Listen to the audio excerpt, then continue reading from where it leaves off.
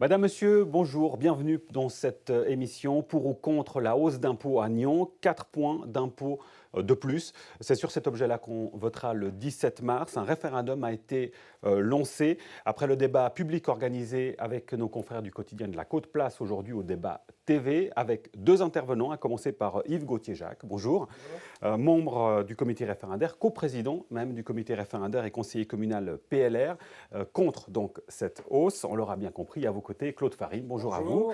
Membre du comité de l'association Nyon Compte qui milite pour cette hausse et également conseiller communal PS. On va commencer par un élément très simple, Claude Farine. Pourquoi vous battez-vous pour cette hausse d'impôts? C'est extrêmement simple. Donc, il faut voir que la ville de Nyon s'est trouvée dans le cadre du budget 2019 face à un déficit de 17 millions. Il fallait trouver des solutions et la municipalité a proposé une solution que nous avons jugée équilibrée. C'est-à-dire l'administration a fait un gros effort de 3,1 millions d'économies et pour équilibrer les choses, la municipalité a proposé cette hausse d'impôt de 4 points qui va nous permettre d'engranger 6 millions.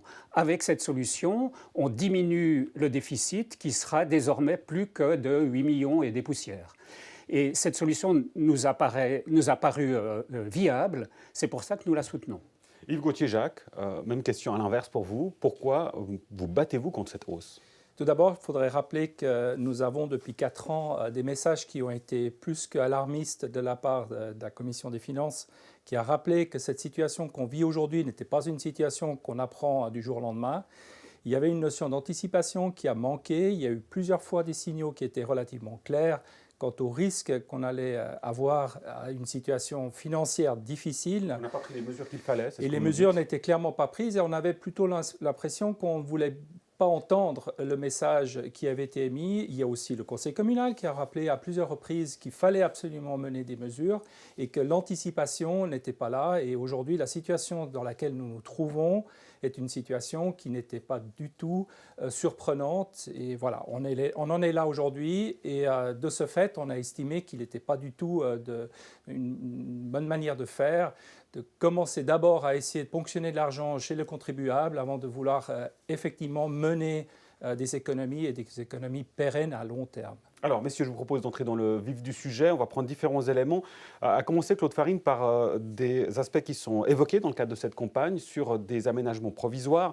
On demande d'un côté une hausse des impôts et de l'autre, la ville procède à ces aménagements provisoires. On pense par exemple à la place du château, à la place de la gare. Au niveau du message politique, est-ce que vous reconnaissez que le timing n'est peut-être pas le bon aujourd'hui ? Écoutez, je pense d'une part qu'il ne faut pas mélanger les investissements, quels qu'ils soient. Ici, c'est un petit investissement de moins d'un demi-million. Et puis, le budget de fonctionnement. Le ménage de la commune, il faut qu'il puisse être, que la commune puisse fonctionner. C'est comme si on disait à quelqu'un, mais arrêtez d'acheter une nouvelle voiture alors qu'il n'a pas d'essence pour la sienne. Vous voyez ce que je veux dire? Alors, on va peut-être rappeler qu'en l'occurrence, sur ces éléments-là, ça a été voté, où il n'y avait pas encore au moment du vote au conseil communal, les éléments liés à la hausse d'impôts n'étaient pas encore évoqués. Est-ce qu'aujourd'hui, si vous aviez à vous prononcer sur ces aménagements provisoires, est-ce que votre vote aurait été identique ? Il faudrait refaire le débat, mais ce que je veux dire, c'est que, par exemple, si on prend l'exemple de la place de la gare, ça va être grosso modo 20 000 francs de dépensés pour la ville par année par rapport au déficit provoqué par l'introduction de la réforme des entreprises vaudoises sur le plan cantonal. Cette perte de 9 millions pour laquelle pour l'instant on ne peut rien faire, c'est vraiment du peanuts. Donc moi je trouve que c'est un faux débat. Alors Yves Gauthier-Jacques, est-ce que, à l'inverse, vous reconnaissez quand même que ce dont nous parle Claude Farine, c'est que comparé au reste, finalement, alors il a utilisé le terme de peanuts, on peut dire qu'effectivement, en comparaison, ça ne paraît pas grand-chose.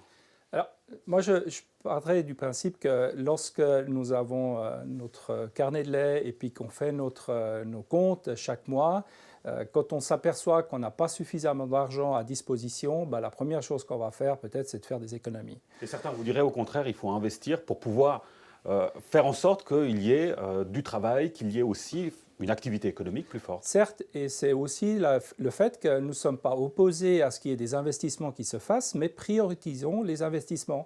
Or, aujourd'hui, le sentiment que nous avons, et c'est le sentiment qui, aussi, qui se reflète à travers les médias et la population lyonnaise, c'est qu'on a l'impression qu'on continue simplement sur la lancée sans se préoccuper réellement quelles sont les économies qu'on peut faire. Je voudrais juste rappeler une chose, c'est que, et on a dit qu'on ne parlait pas beaucoup de chiffres, mais malgré tout, c'est quand même les nerfs de la guerre. Un budget de 214 millions que représente la ville avec un déficit affiché de 11 millions, on s'interroge comment peut-on en arriver là? Et c'est simplement ces deux chiffres-là qu'il faut garder à l'esprit, c'est qu'à un moment donné, quand on fait les comptes, on se pose la question, stop, là il faut que je m'arrête, il faut que je réfléchisse. Alors, effectivement, je n'achèterai pas une nouvelle voiture parce que cette année, je n'ai pas les moyens de m'acheter une nouvelle voiture, puis je continuerai avec celle que j'ai. Alors justement, sans entrer dans les détails des chiffres, Claude Farine, juste sur la vision, on a tendance à comparer effectivement ce que fait Yves Gauthier-Jacques en disant une ville doit être gérée comme un ménage. Si on n'a pas l'argent, eh bien on ne le dépense pas. Oui, écoutez, moi je vais reprendre ce que dit Yves Gauthier-Jacques. Il dit qu'il y a eu des signaux qui ont été donnés depuis plusieurs années. Toujours est-il que ces signaux ne sont pas traduits par des propositions. On attend toujours, à l'heure actuelle, à une semaine de la votation, des propositions d'économie qui permettraient de diminuer le déficit. Alors, ça, c'est la première chose. Ouais. La deuxième chose, c'est que ces économies, il faudra, si on veut les réaliser, il faut savoir quelles elles sont. Pour l'instant, on ne le sait pas. On n'a pas trouvé la baguette magique pour les faire diminuer. Alors, Yves Gauthier-Jacques, vous me voyez venir gros comme un camion. Ce n'est pas la première fois que je vous pose la question. Claude Farine nous dit, finalement, vous ne proposez pas de solution. Est-ce qu'aujourd'hui, vous pouvez nous donner des pistes de solutions? Mais alors, tout d'abord, oui, bien sûr qu'on peut donner des pistes. Je crois qu'il faut quand même rappeler qu'on a émis un certain nombre de pistes. Alors, on regrette peut-être qu'ils n'ont pas été suffisamment soutenus à travers les médias, mais c'est une certitude, des pistes d'économie, il y en a. On peut parler d'économies qui sont des économies plutôt comptables. On peut parler qu'on peut étaler les amortissements sur une période plus longue que celle qu'on fait aujourd'hui. Rappelons que tout ça, ça influence énormément sur le budget. On peut aussi parler d'investissements qu'on peut réduire dans l'entretien des parties plutôt routiers. Je pense à des giratoires, au lieu de mettre de la végétation, on pourrait mettre plutôt de la pierre. Enfin, regardez, ça, c'est des pistes d'économie. Et ça aura un impact sur la question justement du budget? C'est un effet domino. Je pense que chaque franc que l'on peut économiser peut effectivement apporter une pierre à cette construction qui consiste à faire de l'économie. Après, on peut aussi réfléchir. Une entreprise qui aujourd'hui engage pratiquement 30 collaborateurs, sachant qu'elle a une situation financière qui devient difficile, elle a deux solutions qui s'offrent à elle. La première, c'est de licencier en masse, ce que je pense est une solution qui malheureusement est souvent le cas dans le privé, ou alors de dire stop, on va peut-être diminuer le nombre d'engagements qu'on a prévus, de proposer que les personnes qui quittent l'entreprise, départ naturel, retraite voilà. Que ces personnes ne soient pas remplacées. Ces personnes ne soient pas remplacées, et puis de faire en sorte que les mesures d'économie qu'on apporte à côté de cela, qui sont des mesures d'économie simples, qui peuvent être, justement, comme je disais, dans les travaux de manière générale, qui concernent l'entreprise, qui peut être aussi des économies qui peuvent être dans les achats, et puis certains travaux, qu'on les reporte tout simplement. Et je pense que l'enchaînement et l'ensemble des mesures d'économie qui peuvent être présentées ont effectivement un impact positif à la fin. Claude Farine, voilà quelques pistes de solutions. Oui, non, mais je veux dire simplement, M. Gauthier-Jacques est mal renseigné. Dans les 3,1 millions d'économies, il y a déjà, on renonce à l'entretien des routes, on renonce à l'entretien des bâtiments, on fait des coupes comme il l'a déjà dit, sur les achats, etc. Ça ne suffit pas. Je veux dire, ça ne suffit pas. Et donc, il faut vraiment trouver d'autres solutions pour réduire ce déficit. J'ajoute que la ville de Nyon est parmi une des villes dans le canton de Vaud qui a un des taux d'impôt les plus bas, qu'on propose là une augmentation d'impôt qui est légère, 4 points. On a fait le tableau, ça ne coûtera pas grand-chose aux gens. On a une ville de qualité. Il faut essayer de poursuivre sur cette lancée et pas faire des aménagements légers. Monsieur Gauthier-Jacques parle de ne pas remplacer des gens qui partent à la retraite ou qui partent, etc. C'est quoi? C'est peut-être 10 postes, 15 postes, même pas peut-être 10 postes par année. On peut le chiffrer, c'est 1 500 000. Hein, c'est en gros 150 000 par poste. Mais on est loin de ce qu'il faudrait pour faire fonctionner le ménage communal. Donc, à mon avis, ce n'est pas la bonne solution. Il faut vraiment mettre à niveau le ménage communal pour qu'il puisse fonctionner normalement. Alors ces éléments-là posent, ce que vous évoquez l'un et l'autre, posent des questions plus générales de la vision que chacun d'entre vous, chaque bord a de la ville de Nyon. Yves Gauthier-Jacques, la ville de Nyon, ce n'est pas une petite bourgade. Il y a une activité économique très importante. Elle joue un rôle aussi dans tout le district, un rôle d'aimant. À vous entendre, il faut sacrifier certaines prestations sur l'autel de l'efficience économique.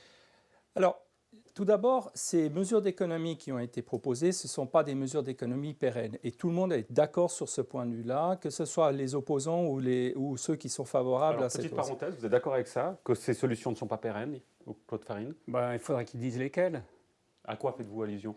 De l'ensemble, on ne peut pas faire des économies en menant des réductions sur le soutien de la culture, on ne peut pas mener des économies en réduisant certaines prestations parce qu'on sait très bien que ces prestations seront à devoir délivrer. Donc là, on a amené... Lesquelles, monsieur Gauthier-Jacques? Lesquelles? C'est dans les 3,5 millions qui ont été soumis au conseil communal. Donc, je n'ai pas la liste par cœur sur les yeux. Mais alors, qu'est-ce que vous voulez rajouter de plus? Alors, je pense que la chose qu'on peut peut-être souligner, et c'est là qu'il y a un autre chiffre qui me paraît important de quand même retenir. D'ailleurs, ça a été un élément qui est souvent un peu occulté par les opposants, c'est que on parle de marge d'autofinancement. C'est un mot un peu barbare, certes, mais en finalité, c'est ce que l'argent qui va rester dans notre poche après avoir déduit toutes les dépenses qu'on aura, tous les amortissements. Et il ne faut pas oublier une chose, c'est que la ville, si elle va dans le sens de ce que nous attendons, de refuser cette augmentation d'impôts, elle ne sera pas en banqueroute, elle aura toujours de l'argent et à hauteur d'environ 5 millions. Donc aujourd'hui, gardons à l'esprit, c'est que la situation dans laquelle on vit est certes difficile, mais ce n'est pas une situation à la version à l'américaine où on va se retrouver avec des employés dans la rue parce qu'ils ne vont pas pouvoir travailler parce qu'on ne leur paye plus. Ce ne sera pas la situation. Ce que nous dit Yves Gauthier-Jacques, c'est qu'on peint le diable sur la muraille. Non, ce n'est pas vrai. On est en train de construire l'usine à gaz. Je donne juste un chiffre puisqu'il dit que si on refuse l'augmentation d'impôts, on aura environ 6 millions à disposition d'autofinancement. 5, c'est ça, oui. 5,7. Mais déjà rien que la construction de l'usine à gaz, pour 2019, sur le plan d'investissement, c'est 7 millions. On n'a même pas de quoi payer les entreprises qui sont en train de construire l'usine à gaz. Moi, je trouve que c'est vraiment une solution qui n'en est pas une. Alors, moi, j'aimerais bien poser la question à M. Gauthier-Jacques. Si c'est non, qu'est-ce qu'on va faire? Est-ce qu'on va emprunter? Alors, certains disent oui, mais c'est pour 1 année, 2 ans, etc. Je rappelle quand même que la remise sur le métier de la péréquation entre les communes riches et les communes pauvres, ça nous est promis en 2021, 2022 ou plus. Est-ce qu'on va emprunter jusqu'au 2022 à coût de 7 millions, 8 millions, 8 fois 5, 40 millions sur 5 ans, parce qu'on aura refusé la hausse d'impôts? On va vraiment contre le mur. Yves Gauthier-Jacques, est-ce que vous êtes prêt à creuser la dette de la commune encore plus? Mais la dette de la commune, on la creuse déjà depuis des années. Et rappelons juste qu'aujourd'hui, on a... On risque de la creuser d'autant plus. Mais je pense qu'aujourd'hui, la dette telle qu'elle est aujourd'hui, qu'on continue avec la même lancée, sans prioriser les projets, sans vouloir faire des réelles économies à plus long terme, on va la creuser encore plus. Mais je reste aussi convaincu aujourd'hui, et là, M. Farine semble oublier, c'est qu'on parle de crédit d'investissement, puis il y a du crédit de fonctionnement, enfin le coût de fonctionnement. Qui avait introduit la notion d'autofinancement. Alors bon, j'y l'autofinancement, réponds. L'autofinancement, c'est la somme de tout ça, M. Farine. Ouais. Et vous savez aussi bien que moi que la commune détient aujourd'hui quand même 5 millions à la fin de cet exercice. Rappelons aussi qu'aujourd'hui, on construit un argumentaire sur des budgets. Les budgets des comptes 2018 ne sont pas encore bouclés, donc on n'a pas encore réellement une photographie de ce qu'on va avoir comme recette. Reste néanmoins une certitude, c'est que sur le plan financier, nous n'allons pas nous retrouver avec un compte à zéro. Et là, à nouveau, si nous pouvons emprunter, parce qu'aujourd'hui c'est ce qu'on fait pour les réalisations, eh bien, continuons d'emprunter parce que c'est une mécanique qui est déjà en place depuis des années. Certes, si on peut réduire l'emprunt en réduisant les travaux, alors arrêtons. Non, moi, je voulais juste dire une chose, c'est que si c'est non, il y a deux solutions. Soit on emprunte, comme dit M. Gauthier-Jacques, soit on fait de l'austérité. Pour l'instant, les gens qui ont lancé le référendum, c'est-à-dire le PLR et la droite nationaliste, UDC disent, et Verts libéraux. Voilà, UDC et Verts libéraux disent on va emprunter. Mais l'année prochaine, s'il faut refaire le même exercice, moi je sens venir une chose, je sens venir un plan d'austérité, où là on va tailler dans les différentes prestations, notamment les prestations à l'enfance. Et puis, qu'est-ce qu'on va faire ? C'est d'ailleurs ce que propose M. Dessauges pour le Conseil d'État. Il dit qu'il faut compresser le social. Le message, il est clair. La droite, là, elle veut tailler dans les prestations. Alors, dites-moi le contraire, si vous pensez qu'on va pouvoir répondre. Au-delà de la dette, de pouvoir augmenter la dette, forcément, on se dit qu'il y a... il y aura des coupes. Qu'on va pas faire qu'on ne va pas faire un budget d'austérité où il y a toute une série de prestations sociales qui vont gicler. Alors aujourd'hui, je crois qu'au niveau des prestations sociales à Nyon, on peut targuer d'avoir quelque chose de vraiment extraordinaire. Rappelons quand même, M. Farine, que nous avons accepté il y a moins d'une année un budget d'investissement d'un demi-million de fonctionnement pour les crèches, pour les UAPE. On a accepté de soutenir les écoles. On a dépensé des millions pour les écoles. On continue de dépenser pour les écoles. Je ne pense pas qu'on est dans un programme d'austérité à ce niveau-là. Maintenant, si le choix, c'est de dire il va falloir prioriser les projets, parce que les projets, il y en a encore pour presque 16 millions que le Conseil communal a accepté en termes d'investissement. C'est peut-être là-dessus qu'il va falloir mener des coupes. Mais voilà, ni M. Farine ni moi-même sommes à la municipalité. Nous n'avons pas la vue d'ensemble de ce qui peut se passer réellement en termes d'économie, des mesures d'économie. S'il y a un programme d'austérité qui va devoir sortir parce que la situation en est là, une fois de plus, ce n'est pas une surprise et ce sera loin d'être une surprise de lire des résultats qui ne sont peut-être pas celles qu'on espère voir aujourd'hui. Alors messieurs, on arrive bientôt au terme de l'émission. Déjà, j'aimerais vous entendre, Claude Farine. J'ai posé la question sur la vision qu'avait Yves Gauthier-Jacques de la commune. La vôtre, en d'autres termes, qu'est-ce qui aujourd'hui est en jeu pour les 10, 15, 20 prochaines années? Écoutez, moi je trouve qu'on est dans une période dynamique, on est une ville qui est riche en événements, qui est riche en associations. L'associatif, c'est une centaine d'associations, dont certaines sont soutenues par la municipalité et le conseil communal. Dans le sport, c'est la même chose. On va construire un centre culturel régional qui pourra accueillir des spectacles, des grands spectacles, de la musique classique, du théâtre, etc. On a rénové complètement les écoles. Alors bon, ce qu'on peut dire au passage, c'est qu'effectivement, la droite a voté les écoles. Le problème, c'est qu'en 2014, quand on a proposé d'augmenter les impôts avec un impôt affecté pour le dernier grand complexe du COSI, la droite l'a refusé. Vous voyez, alors, donc, la droite, elle accepte les écoles, mais elle ne donne pas les moyens à la municipalité de faire son job. Elle les a construits. Ouais, les a vous avez quand même, Yves Gauthier-Jacques, un certain pouvoir en tant que conseiller communal. Bien sûr qu'on a un certain pouvoir, mais M. Farine et son parti a aussi un pouvoir. Je pense qu'aujourd'hui, la force de proposition émane de tout l'ensemble des partis confondus au sein du conseil communal. Je pense qu'il faut quand même rappeler une chose, puisque M. Farine tient à cœur de rappeler pour l'usine à gaz. Voilà, ça c'est typiquement un projet dont la force de travailler avec la région donne tout son sens. On peut aussi parler du futur hôtel de police qui va sortir de terre. On peut parler aussi des futures constructions qu'on est en train de réfléchir vers le pont de la Redoute qui mène à Prangin. Donc tous ces projets-là, ce sont des projets où la région devrait être beaucoup plus impliquée. Et là, c'est peut-être la balle dans le camp de M. Farine, puisqu'il en fait partie de cette commission, qui peut effectivement avoir un plus fort message pour apporter cette participation. Je pense qu'il faut aussi rappeler une chose, c'est que la ville est une ville qui offre aujourd'hui un réel attrait. Regardez, on a des transports publics qui deviennent un référent, puisque non sans mal, on a réussi à mettre quelque chose en place et puis maintenant on espère que ça commence à fonctionner mieux. On voit les résultats, on voit qu'on a aussi des nouvelles écoles, on voit aussi qu'on a des infrastructures. Les entreprises sont intéressées de venir s'installer à Nyon. Donc, mais quelque part, la hausse d'impôts, c'est pas pour mettre en péril tout ça, justement? Je ne crois pas, parce que cette hausse d'impôts, c'est une fuite en avant. Si on ne met pas aujourd'hui clairement les choses en place pour équilibrer les comptes, de venir avec des résultats qui soient équilibrés, ce qui est demandé depuis des années à la municipalité, on ne fera que courir devant ce déficit.